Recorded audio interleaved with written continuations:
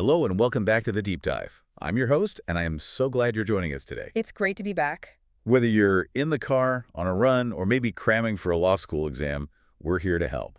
And today we're definitely on a mission. I'd almost call it a rescue mission. A rescue mission is exactly right.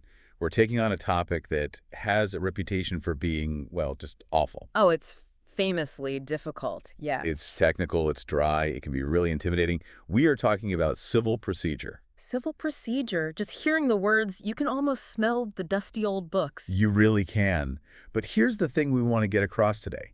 Civil procedure is just the rule book for the game. That's it. And if you don't know the rules, you absolutely cannot win, no matter how strong your case is. That's the tragic reality of it. You could have the most righteous cause in the world, you were wronged, you deserve justice, but if you file the wrong piece of paper on the wrong day, It's game over. it's game over. So our mission today is to take this monster of a topic and make it simple. And we have a specific person in mind as we do this. We do. We know many of you are listening with English as a second language, or maybe you're just totally new to the way the American legal system works. So we're going to make a pact. A simple English pact. I like it. Exactly. Yeah. No fancy legal word without us stopping and immediately explaining what it means. We're going to break this down so anyone can get it. And we're not just going to talk about it. We are going to build something together. Yes. I want everyone listening right now to, if you can, just close your eyes for a second. Obviously, if you're driving, please don't do that. Please keep your eyes on the road. But if you're able, I want you to picture a giant empty whiteboard. Just a huge blank space. And this is going to be our mind map. This is our tool. By the end of this, that blank space is going to be a complete picture of what happens after a lawsuit. So let's start right in the middle, the very center of this whiteboard. I want you to draw a big wooden judge's gavel. And you can just hear it, can't you? Yeah. Bang. That sound, that gavel, that's the moment the trial ends. The jury has given its verdict. The judge has made a ruling. It's done. Or is it? Because the whole theme of our deep dive today is the trial is over. Now what? Because it's almost never really over, is it? Not for the person who lost. Yeah. They want another chance. Exactly. So from that gavel in the center, we're going to draw 3 big, thick branches coming out from the middle, like a starfish or a tree. Okay, walk me through it. The first branch, where does it go? Let's draw the first one going out to the left. We're going to write a label on this branch. Fixing mistakes. Fixing mistakes. This is all about asking the very same court, the same judge, to take a second look and fix an error. Got it. Branch 1, left side, fixing mistakes. What's branch number 2? The second one goes straight up to the top of the board, and we label this one appeals. Going upstairs. That's the one. This is when you go over the trial judge's head to their bosses, the higher court, and you Wow. complain that the judge got it wrong. Okay. And the third and final branch. That one goes out to the right, and this one is like a big red stop sign. We label this branch preclusion. Preclusion. Okay. These are the rules that stop people from suing over the same thing again and again and again. I can see it now. The gavel is in the middle. To the left, we have fixing mistakes. Up top, we have appeals. And to the right, we have preclusion. And that's our map. That's the whole structure. Law is all about structure. If you ever feel lost in the details we're about to go into, just zoom out and come back to this picture in your head. I love it. Yeah. So where should we begin? Branch 1. Let's start on the left. Let's talk about fixing mistakes. All right. So the trial is over. The judgment is in. I would think the judge is pretty much done with the case. They want to move on to the next one. They do. They really do. But the system recognizes that, we're all human. And humans, well, they make mistakes. The big rule that governs all of this is called Federal Rule of Civil Procedure 60. Rule 60. Okay. So coming off our fixing mistakes branch, let's draw a little twig, small one, and let's label it typos. That's a perfect word for it. The official legal name is Rule 60A, and it covers clerical mistakes. Clerical. Like a clerk, someone typing at a desk. Exactly. This isn't about the judge making a big mistake about the law itself. This is not the judge saying, oh, I completely misunderstood that statute. No, this is about a slip of the finger on a keyboard. Give us an example of how bad a typo can get. I mean, what's the worst case scenario? It can be an absolute disaster. Imagine a complex business lawsuit. After weeks of trial, the judge correctly determines that Company A owes Company B exactly $1 million. Okay, $1 million. The judge jots it down, hands a note to the court clerk to type up the official final judgment. But the clerk, they're tired, they're thinking about what to have for lunch, and they type, Company A shall pay Company B $100,000. Oh no, they just dropped to zero. That is a $900,000 typo. It's a colossal mistake, and normally trying to change a final judgment is incredibly difficult. But for this kind of error, Rule 60A says the court can fix it very, very easily. So I don't have to file a huge, expensive motion to have a big hearing. You can, but you don't even have to. The rule specifically says the court can fix this stuff on its own initiative. Which means? By itself. The fancy Latin is sua sponte. If the judge just happens to be reviewing the file a week later and notices the error, they can just issue a corrected judgment. Boom, done. That makes perfect sense. Yeah. We shouldn't let someone get away with paying almost $1 million less just because of a typo. Is there a catch? There's always a catch. There is always a catch in the law, yes. The catch is about timing and power. Once the case has been appealed, once the file is docketed in the appeals court. Docketed just means it's officially on the calendar for the higher court. Right. The moment that happens, the trial judge loses their power over the case. They can't touch that judgment anymore. So they're just locked out, even if they see the typo. They're temporarily locked out. What they have to do is ask the higher court for leave, which is just a fancy word for permission. They say, hey, appeals court, can you let me have the file back for 5 minutes so I can fix this obvious typo? And the appeals court will say yes, I assume? Oh, they'll always say yes. It's a formality. But it shows you how rigid the system is about who has the authority to act at any given time. Okay, so that's the simple stuff, the typos. But what if the mistake is bigger? What if it's not a slip of the finger, but something really, truly unfair happened in the case? And that brings us to the biggest part of this whole branch. This is Rule 60B. And the title of it is Relief from a Judgment or Order. Relief. I like that word. It sounds like you're carrying a heavy weight on your back, this judgment you lost, and you're asking the judge to please take it off your shoulders. That's the goal. But you have to understand, courts hate doing this. They have a deep, deep commitment to the idea of finality. They want cases to be over and stay over. Exactly. So to get this kind of relief, you have to have a very good reason, and you usually have a very strict time limit. And the magic number is 1 year. 1 year. That's the deadline for most of these. For the most common reasons, yes. And to help everyone remember these reasons, we have a great mnemonic device. Just think of the letters MNF. MNF, like Monday Night Football. Exactly like Monday Night Football. But in our world, it stands for mistake, newly discovered evidence, and fraud. Okay, let's break those down. M for mistake. I feel like this is a trap. If I'm a lawyer and I just, forget to file a paper on time, is that a mistake? Can I ask the judge for a do-over? That is probably the #1 way people get this wrong. The rule's actual language is mistake, inadvertent surprise, or excusable neglect. And the most important word in that whole phrase is excusable. So if I just forgot because I was busy or I was watching a movie? Not excusable. Absolutely not. The court will say you're a professional, you had a calendar, you blew it, your client loses, and you are probably going to get sued for legal malpractice. Ouch. Okay, so what is an example of excusable neglect then? It has to be something pretty serious and generally outside of your direct control. So let's say you're a lawyer practicing by yourself. You're the only one who knows anything about this case. 3 days before the final deadline, you have a sudden, massive heart attack. Okay. You're in the hospital in a coma for 2 weeks. Well, that's definitely a good excuse. That is the definition of excusable neglect. You are physically incapable of meeting the deadline. A court will almost certainly look at that and say, okay, that's fair. We will reopen the case and give you a new deadline. All right, that makes sense. Let's move to the N in MNF newly discovered evidence. This always feels like the plot twist in a courtroom movie. It really is. The trial's over, you lost, you're packing up your files, and then suddenly you find the smoking gun document, the one piece of paper that proves you were right all along.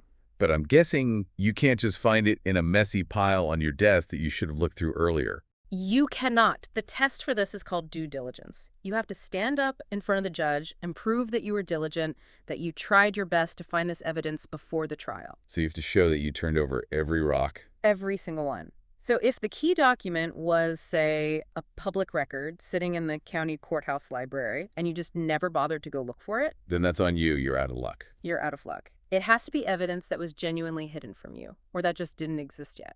A good example might be a key witness who completely disappeared before the trial.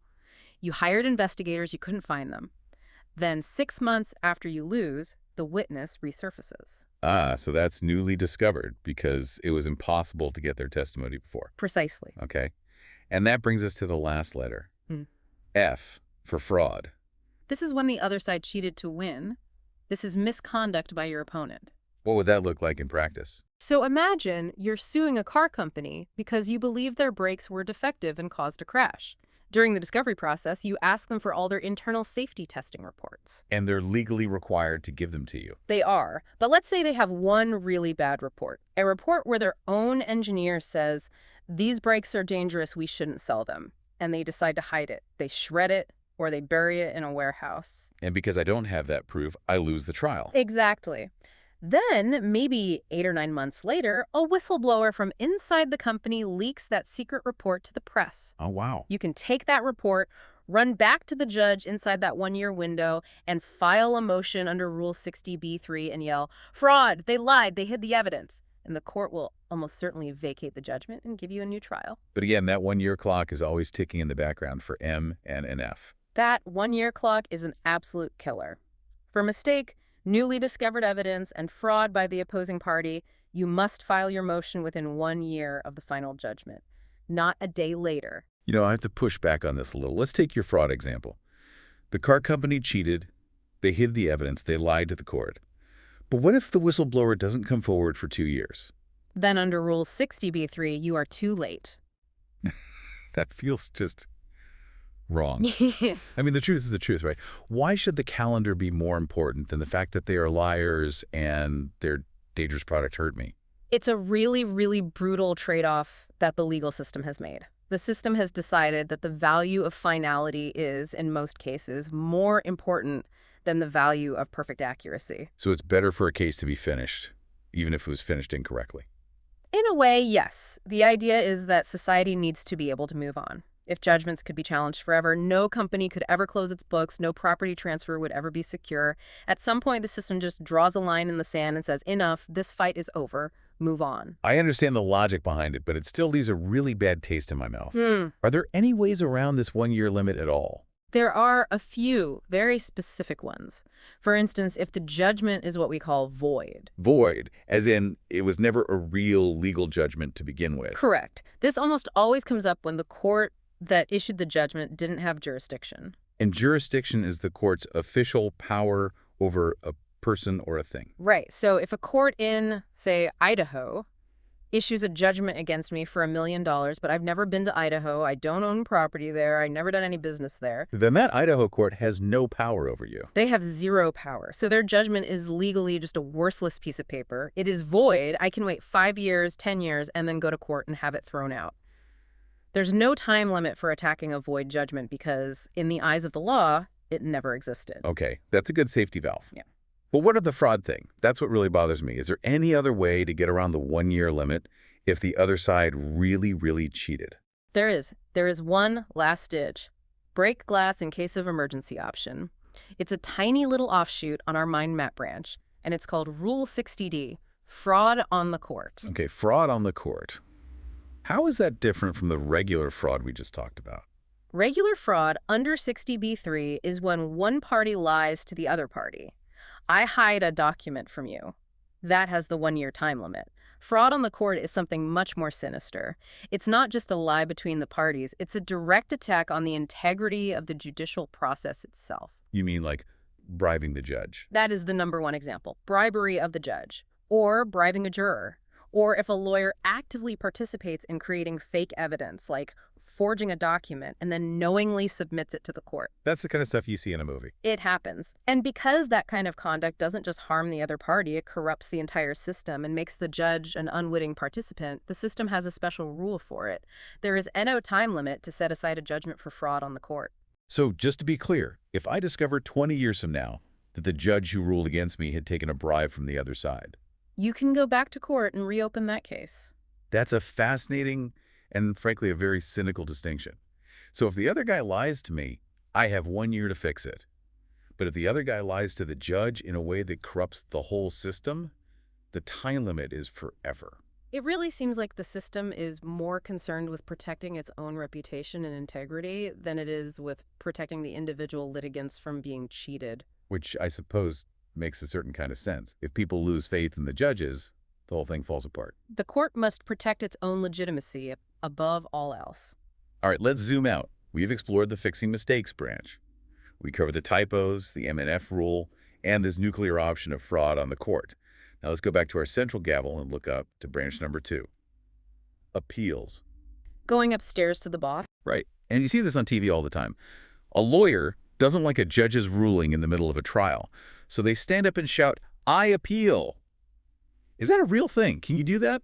Almost never. And this brings us to what is probably the single most important rule in all of appellate procedure. It's called the final judgment rule. I have a simpler name for it. I call it the finish your dinner rule. I like that. Explain it. Well, when I was a kid, my parents would say I couldn't have dessert until I finished everything on my plate. The broccoli, the chicken, all of it. The trial is the dinner. The appeal is the dessert. You cannot go to the appeals court for your dessert until the trial court has completely 100% finished its dinner.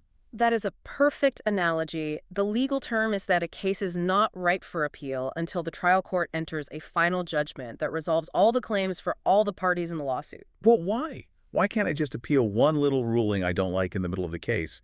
It seems inefficient to wait. It's actually the opposite. It's all about efficiency. But for the system as a whole, think about how long an appeal takes, a year, maybe more. It costs a fortune in legal fees. If we let lawyers pause the trial every time a judge made a ruling they disagreed with, A single case would take decades. exactly, the appeals court would be completely overwhelmed and trials would never end. It would be chaos. So instead, you wait until the very end, and then you package up all your complaints. The judge let in this evidence, they denied that motion, into one big appeal. One bite at the appellate apple. It's about preserving judicial resources. Okay, but this is the law, so there have to be exceptions. There must be situations where waiting until the end would be a disaster, or we need to interrupt the dinner. Of course. And we call these situations interlocutory appeals. Let's stop on that word for a second. Interlocutory. It sounds complicated. It does, but it's simple. It comes from Latin inter meaning between and locit meaning to speak. So it's an order that happens between the speaking in the middle of the case. It just means a temporary or provisional order made while the trial is still going on. So when are we allowed to appeal one of these in the middle orders right away? The single most important and common exception is for orders about injunctions. An injunction is when a court orders someone to do something, or more often to, stop doing something right now. Exactly. Let's use a clear example. Imagine you own a beautiful home on a river. Upstream from you, a new factory opens up, and they start dumping bright green, bubbling sludge into the water. Okay, that's not good. Your lawn is dying. The fish are floating upside down. You sue them. But a trial could take 2 years. So you ask the judge for a preliminary injunction. You say, "Your Honor, please order them to stop dumping this sludge today while we fight this case out." Because if we wait 2 years for the trial to finish, the river will be permanently dead. Correct. And let's say the judge denies your request. The judge says, "Nope, I'm going to let them keep dumping for the next 2 years while we litigate."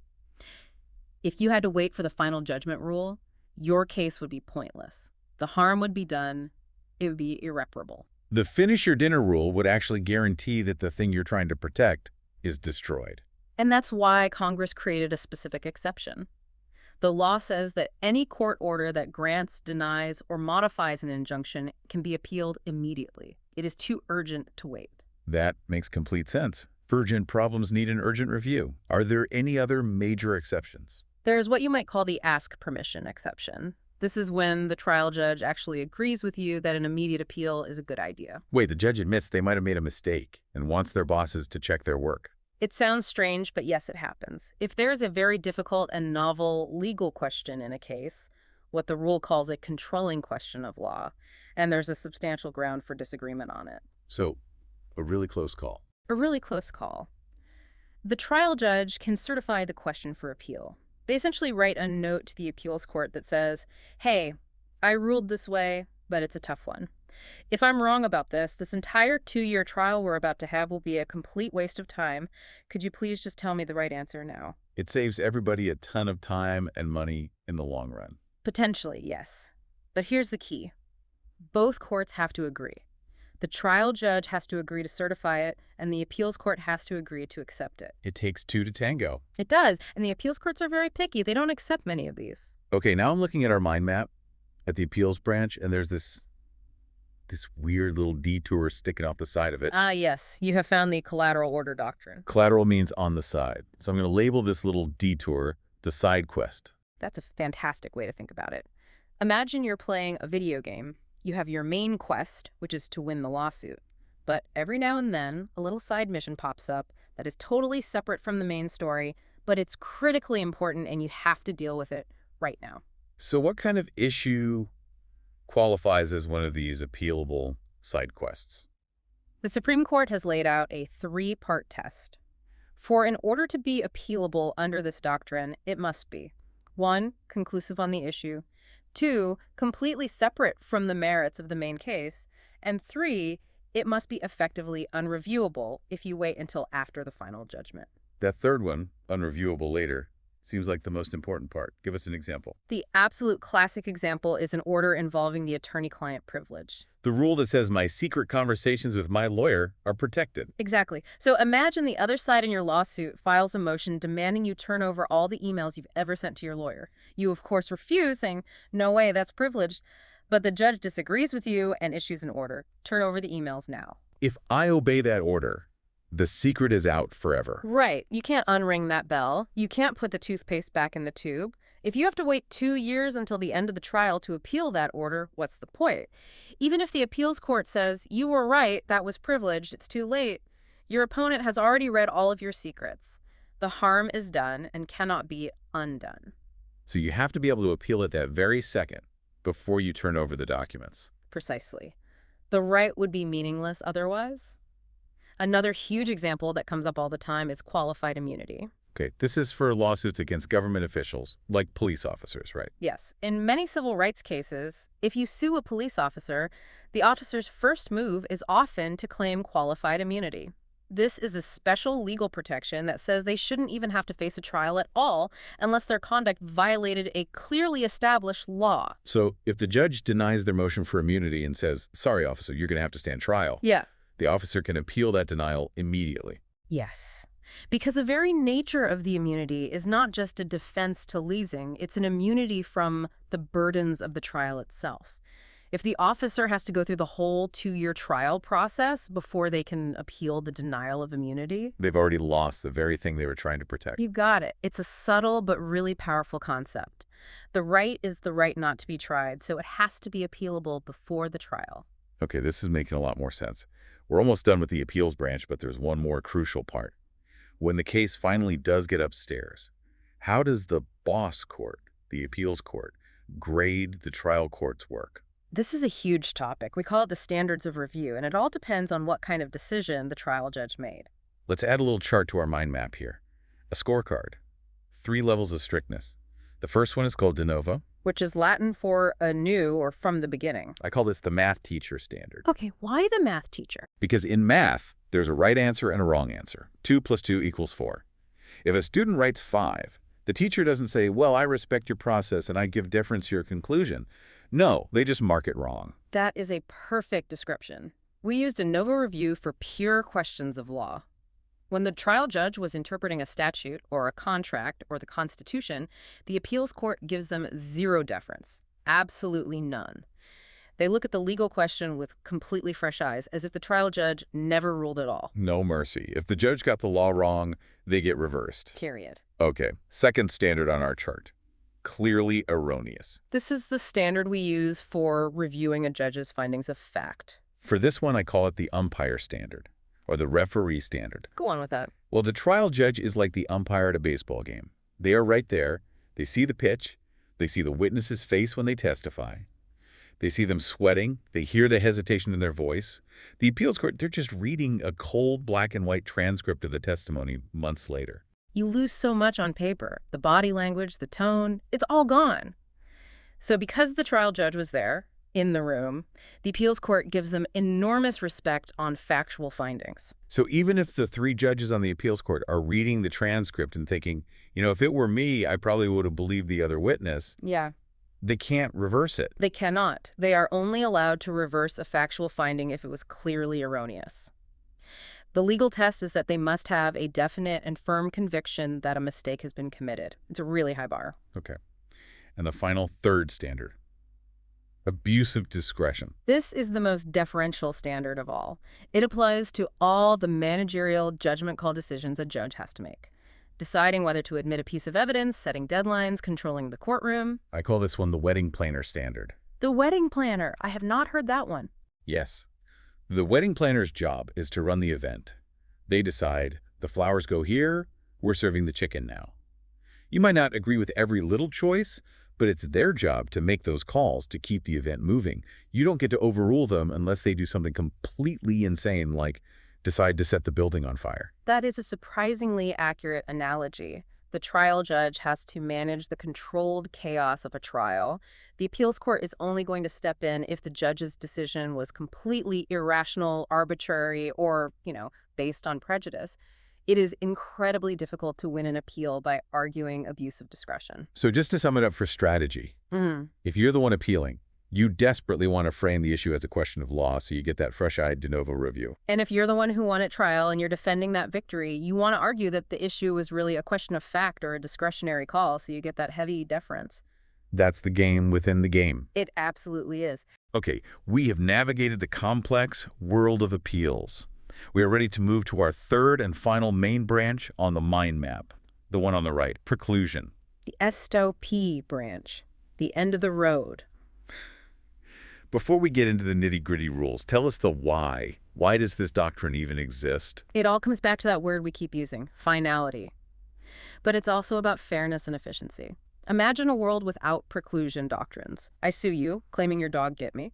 We go to trial, we present evidence, and the jury comes back and says, nope, the dog never bit him, he's making it up. I lose. Case closed. But without preclusion, what's to stop me from going to a different courthouse the next day and filing a brand new lawsuit? New case, your dog bit me. You have to hire your lawyer again, go through it all again, you win again. The next week I sue you again. It would be endless harassment. You could ruin someone's life and their finances just by suing them over and over until you finally get lucky and win once. It would be a nightmare. And that's where this concept of the one bite at the apple comes from. You get one full and fair opportunity to prove your case. If you fail, you don't get a do-over. Okay, so preclusion stops people from relitigating. The outline tells me there are two major types, and their names are famously confusing. They are. The first one is claim preclusion, which also goes by the old Latin name, res judicata. And the second one is issue preclusion, which has its own Latin name, collateral estoppel. Let's start with the big one, claim preclusion or res judicata. Res judicata just means the thing has been decided. I like to think of this one as the whole story preclusion. It stops you from trying to tell the same story a second time. That's a good way to put it. It blocks the entire second lawsuit. And for claim preclusion to apply, you need three things. You need to be a VIP. VIP, very important person. A very important mnemonic. It stands for valid, final judgment on the merits, identical claims, and parties are the same. Okay, let's unpack the VIP first. V8A, a valid final judgment on the merits. We know what valid and final mean. But what exactly does on the merits mean? It means the court had an opportunity to consider the substance of your case. So, if your first lawsuit was dismissed because, say, you filed it in the wrong state, a dismissal for lack of jurisdiction, that is not a judgment on the merits. It's a technical foul. It's a technical foul. You're allowed to go and refile your case in the correct court. But a judgment after a full jury trial, that's on the merits. A summary judgment. A default judgment's when the defendant just doesn't show up to fight. Right. And even though no one actually fought about the merits, the court still considers it a judgment on the merits. But why? Nothing was argued. Because the defendant had the opportunity to argue and they chose not to. They forfeited their chance. The court enters the judgment, and that counts as a win for the plaintiff. The defendant doesn't get a second chance just because they ignored the first lawsuit. Okay, that's a key detail. Now for the INVIP identical claims. This sounds easy. If I sue you for breach of contract, and then I try to sue you again for the exact same breach of contract. That's the easy case. But what if it's more subtle? Let's go back to our car crash example. You sue the other driver for the broken arm you suffered in the crash. You win. A year later, you decide to file a new lawsuit against the same driver for the broken leg you suffered in the very same crash. Well, technically, a broken arm and a broken leg are different injuries. They're different claims. Under very old, outdated law, you might have been right. But every modern court in America uses what's called the transactional test. Transactional, like the whole transaction or event. Exactly. The court looks at the underlying event. The transaction was the car crash. And the rule is you must bring all the claims that arise out of that single transaction in your one lawsuit. So I have to sue for the broken arm, the broken leg, the damage to my car, my lost wages, my emotional distress, everything, all at once in one bucket. You have to. If you leave something out, like the broken leg claim, you have split your claim. And the doctrine of res judicata will bar you from ever bringing it again. You lose it. Forever. Wow, that is incredibly harsh.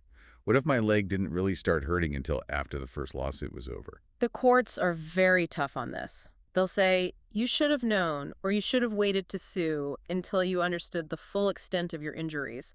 They hate what they call claim splitting because it wastes everyone's time and money. Okay, so we have V for valid judgment, I for identical transaction. Yeah. That leaves P parties. The parties in the second lawsuit must be the same or in privity with the parties from the first lawsuit. Privity is a fancy word that basically means they're so closely related that they're treated as the same legal entity, like a company and its new owner. Right. But the basic rule is same plaintiff versus same defendant. So if I sue you and I lose, I cannot sue you again. But what if my wife was in the passenger seat during that car crash and she was also injured? Well, she's a different person. She is. So even though I lost my case, she is still free to bring her own lawsuit against you. Because she hasn't had her one bite at the apple yet. That's the fundamental principle. Every individual has a constitutional due process right to their day in court. My loss cannot preclude her from having her chance. Got it. Okay, that's res judicata, the whole story block. Now let's move to the smaller, more surgical tool, type 2. Issue preclusion or collateral estoppel. Right. If res judicata stops you from rewriting the whole book, issue preclusion just rips out a single page and says you can't change this one sentence. So we're not blocking the whole second lawsuit. We're just blocking one specific fact or one specific legal issue from being argued about again. Perfect. Let's stick with the car crash. In the first lawsuit, between you and me, the central fight is about whether the traffic light was red or green. After hearing all the evidence, the jury makes a specific finding of fact. The traffic light for the defendant was R80.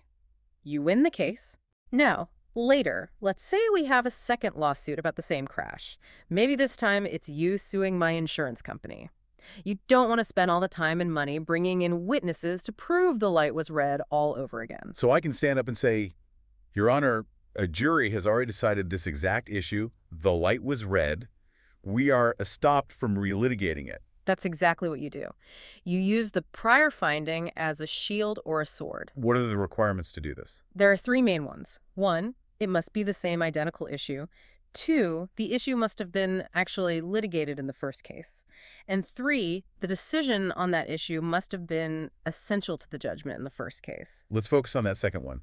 Actually litigated. That sounds important. It's critical. Earlier, you said that a default judgment where the defendant doesn't show up counts as a judgment on the merits for res judicata, for blocking the whole story. Does it count here for issue preclusion? It does not. And this is the key difference that trips so many people up. Because in a default judgment, nothing was actually litigated. The defendant didn't show up, so there was no fight. No evidence was presented about the red light. The judge just accepted the plaintiff's allegations as true. So, a default judgment can block a whole new lawsuit under res judicata, but it does not create any issue preclusion on specific facts because those facts were never fought over. That is a subtle but hugely important distinction.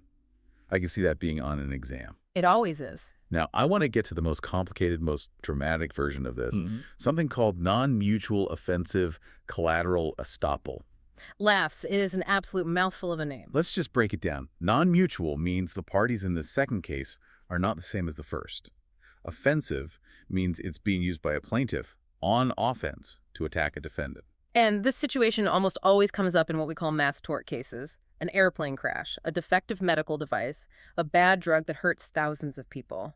Let's use the airplane crash example. An airliner crashes. All 200 passengers are either killed or injured. Passenger number one's family sues the airline. They have a massive multi-million-dollar trial. At the end, the jury finds for the passenger, and they specifically find the airline was negligent because its maintenance crew failed to properly inspect the engine. Passenger one wins. A huge victory. Now it's time for passenger number two's lawsuit.